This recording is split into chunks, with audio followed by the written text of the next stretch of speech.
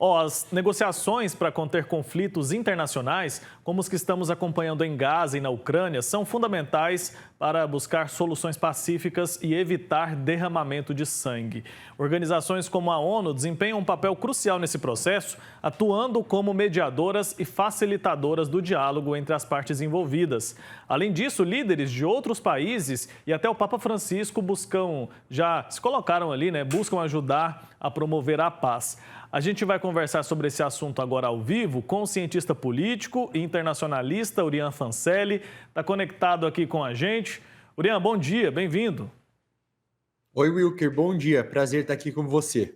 Prazer recebê-lo também. Infelizmente, nosso assunto não é nada bom, né? A gente já viu aí esses conflitos que se estendem por vários meses, no caso da Ucrânia, por mais de anos. Agora, eu quero entender como que se avalia o papel dessas organizações internacionais, como a ONU, por exemplo, como também líderes da igreja, como o Papa Francisco, na resolução, ou pelo menos na tentativa de se colocar como mediador de conflitos tão sangrentos quanto esses que a gente tem acompanhado. A gente tem visto ao longo do tempo, ao longo dos 2 anos da guerra na Ucrânia, 6 meses da guerra entre Israel e o Hamas, tentativas de soluções, por diferentes atores. Então, vira e mexe aparece aí algum líder mundial tentando se colocar nesse papel de mediador. O próprio presidente Lula já fez isso, o Papa fez isso também. A ONU tem encontrado muita dificuldade em conseguir propor alguma solução. Isso porque o seu principal órgão é o Conselho de Segurança, que é composto por 5 países: Rússia, China, Estados Unidos, Reino Unido e França. E esses países eles têm encontrado um pouco de dificuldade em chegar a um consenso sobre qual seria a melhor solução. Eles têm se tornado, esses órgãos, o Conselho principalmente, palco de disputas entre o Ocidente e os países mais do Oriente, como Rússia e China. Recentemente, há alguns dias, foi passada uma resolução no Conselho de Segurança que, teoricamente, todos os países membros da ONU deveriam seguir. Essa resolução pedia a libertação dos reféns israelenses que estão em Gaza, sequestrados pelo Hamas, e pediam também que um cessar-fogo e que a ajuda humanitária pudesse entrar em Gaza. Porém, ela foi aprovada porque houve uma abstenção dos Estados Unidos, mas ela ainda não foi obedecida por Israel. Então a gente enxerga aí, Wilker, agora o mundo meio de mãos atadas, sem ter muito o que fazer em relação a isso. Quem de fato poderia fazer algo é os Estados Unidos, que são o maior apoiador de Israel, mas porém continuam, apesar das críticas, a apoiar meio que incondicionalmente. Parece que tem um limite até onde a ONU consegue ir, né? Explica pra gente de forma prática que tipo de medida esse órgão pode tomar. Pode fazer algo no sentido mais prático para evitar ou para acabar com esse conflito? A ONU não tem, por exemplo, um poder de polícia, né? Como que funciona isso, essas relações internacionais? A ONU ela não tem um poder de polícia. O Conselho de Segurança, que é esse órgão principal, que é composto por esses 5 países que eu mencionei, e mais outros membros que são membros rotativos. Ocasionalmente, o Brasil faz parte dos membros rotativos também, porém, os rotativos são sem o poder de veto.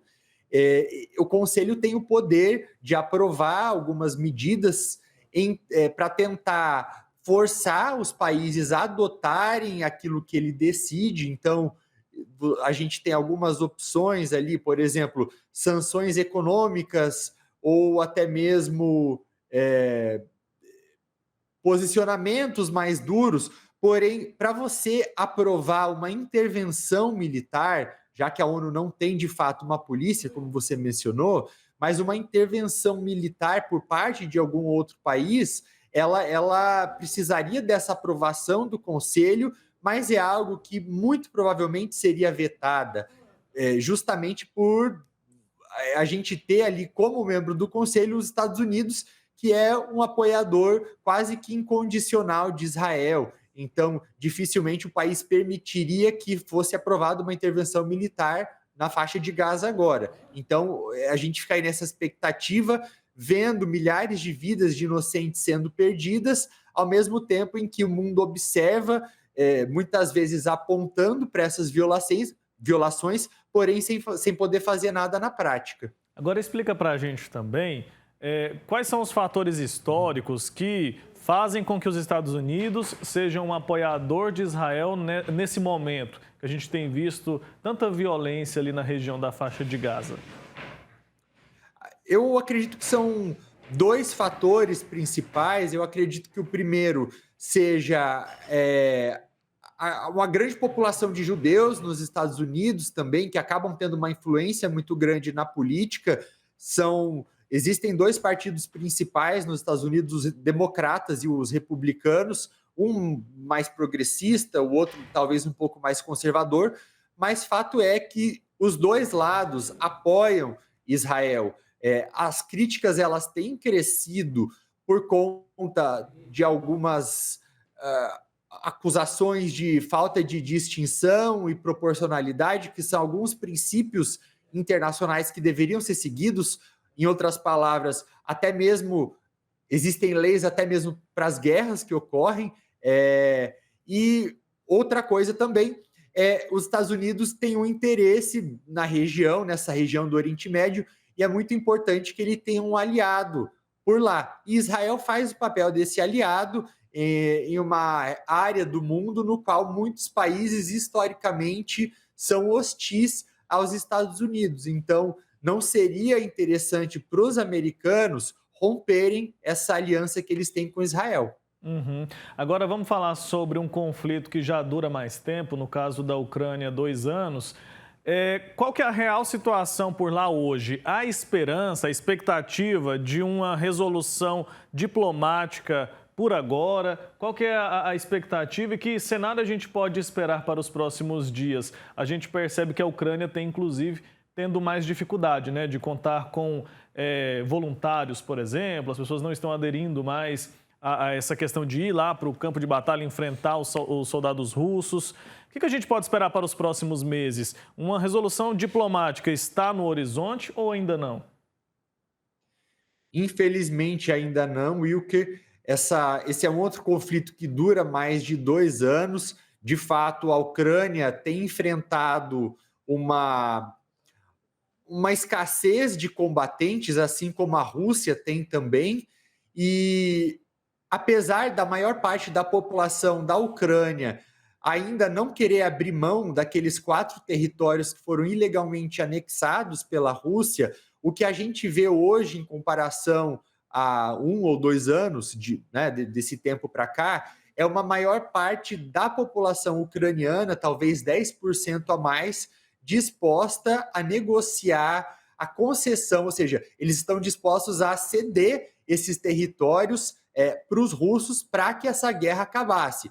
Mas, de novo, apesar de ser um número maior do que 1 a 2 anos ou 2 anos atrás, é ainda uma minoria, apenas 10% da população que está disposta a fazer isso. É uma guerra que provocou uma catástrofe humanitária também, com milhões de refugiados, mais de 6 milhões de pessoas tiveram que deixar a Ucrânia rumo a outros países da Europa. Grande parte acabou voltando, mas ainda existe um número muito grande, milhões de deslocados internos. A Rússia também tem encontrado, a Rússia, que é o país invasor que causou toda essa guerra ilegal, que tem cometido crimes de guerra contra a Ucrânia, eles também têm enfrentado uma escassez de soldados. Recentemente houve um atentado em Moscou e o Vladimir Putin, que é o presidente russo, ditador, que já está há 24 anos no poder, esse atentado foi reivindicado pelo Estado Islâmico, uma organização terrorista do Oriente Médio, mas ele tem tentado culpar esses ataques, tem tentado atribuir à Ucrânia, isso com a desculpa para tentar também mobilizar a opinião popular e conseguir mais combatentes também. Ele deve fazer ao longo dos próximos meses uma nova mobilização geral, que é algo altamente impopular e infelizmente a gente deve esperar muito derramamento de sangue e a perda de muitas vidas inocentes. Infelizmente, né? E o Brasil, onde fica nessa história toda? Tem algum peso ou não? O Brasil tentou, tanto no início da guerra entre Israel e Hamas, se colocar como possível mediador. O Brasil tem uma diplomacia que é historicamente respeitada, ela não tem ali um alinhamento automático a grandes potências internacionais, porém, por conta de alguns posicionamentos muitas vezes precipitados ou equivocados, ou até mesmo alguns comentários por parte do presidente da República, principalmente, o Brasil, eu acredito, acabou perdendo a oportunidade de servir como possível mediador, porque ao fazer determinados comentários, o país perde um pouco desse selo de neutralidade. Então, qualquer tentativa de se colocar como mediador fica um pouco mais difícil, porque você não é visto aí como imparcial. Mas é importante a gente frisar que, apesar disso, algo que o Brasil defende nos fóruns internacionais é a paz e também que a ajuda humanitária chegue até aquelas pessoas que precisam. Então, o Brasil tem criticado bastante as ações de Israel, principalmente porque atualmente na faixa de Gaza existem mais de 1 milhão de pessoas que estão praticamente em situação de fome generalizada, porque a ajuda internacional não está chegando até essas pessoas por conta do bloqueio de Israel a essa região.